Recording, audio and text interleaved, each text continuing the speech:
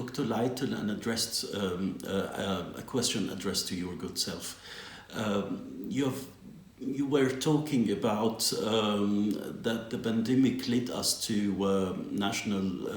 nationalism and division between the countries, the entire countries on our globe.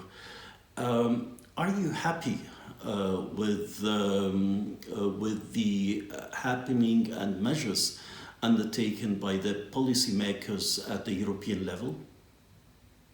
I would suggest that in the ongoing process of B20, we could implement also the International Arabic Chamber. Mr. Hanafi could play a very important role because all lines, connecting lines, are coming together from economy and industry.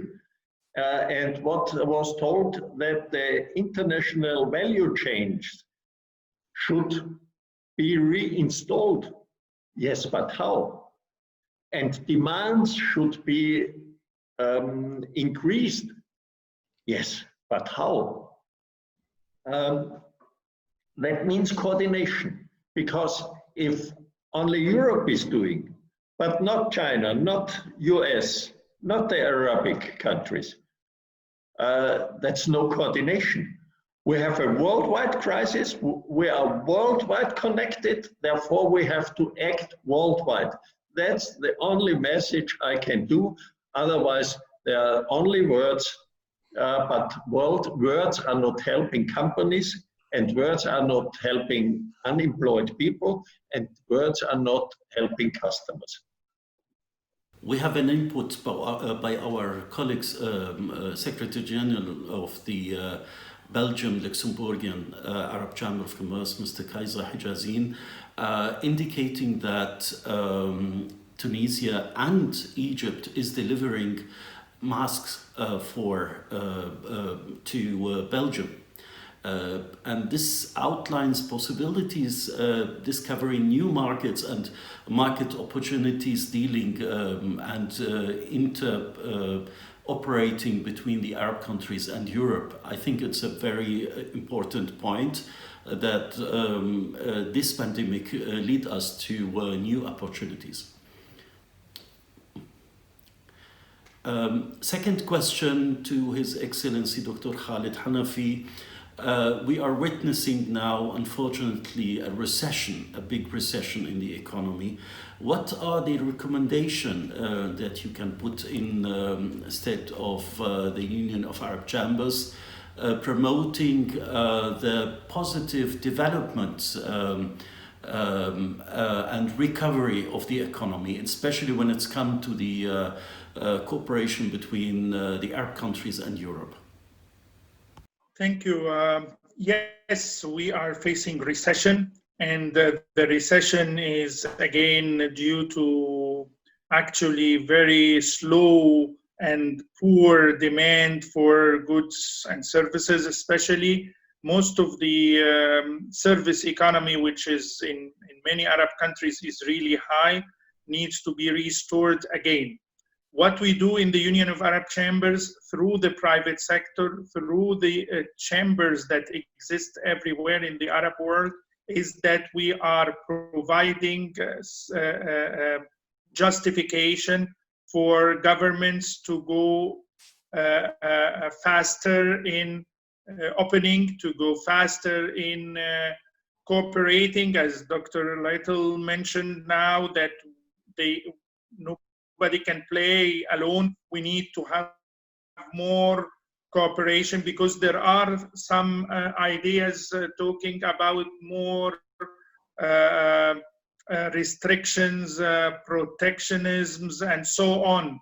What we need, I agree perfectly with Dr. Lytle, that we have to have more coordination, more cooperation. What we do is that we have, I believe, continuously contacts with governments in the Arab countries to push for more actions, for more stimulation for the demand of the Arab countries for the goods and services that come from the other side, and for having more business to be organized to avoid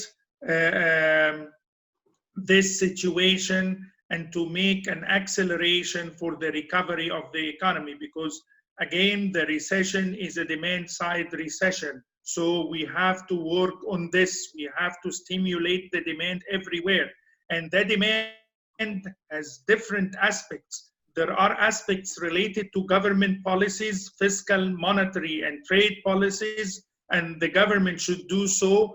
And we have to serve the government with our ideas in this. Also, the demand has another side, which is related to the microeconomy, related to the businesses, the companies. But we cannot do this without having openness, without having business to return back as usual, and to have the courage to do this, to save our countries, to save the globe from the very hard economic virus. A third question coming from Voigt, from Mr. Gollner, a good friend of ours, about the situation in Lebanon.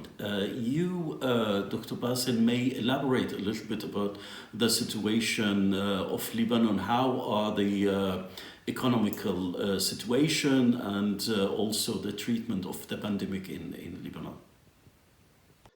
Yes, actually, Lebanon has also experienced a full lockdown for a long time, which affected the economic and financial situation. And Dr. Hanafi, being in Lebanon, knows that this came on top of a financial crisis that was attacking Lebanon even before the pandemic issue.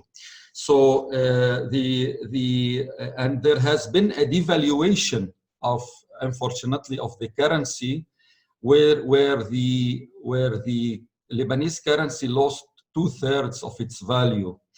And then came on top, dear doctor, the COVID-19 and the lockdown, which jammed the economy and most of the production sectors. And now the country is reopening gradually. And the situation is that the government, as Dr. Hanafi and Dr.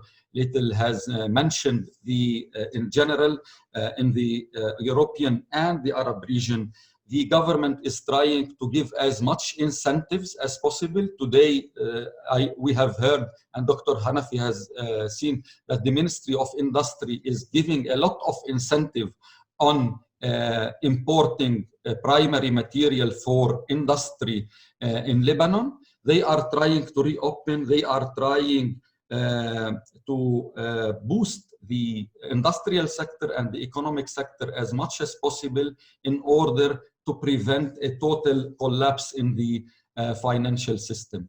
To do so, and from the beginning, for the industries, especially the food, I'm giving an example, the food industry, which is one of the most subsectors of industry in Lebanon, not to stop. This is why we have, on an emergency basis, worked with the government directly, hand in hand, in putting these guidelines on how to operate under the conditions of COVID-19, and it worked. And these guidelines are being internationalized or regionalized, at least in the Arab region. This is the situation in Lebanon nowadays.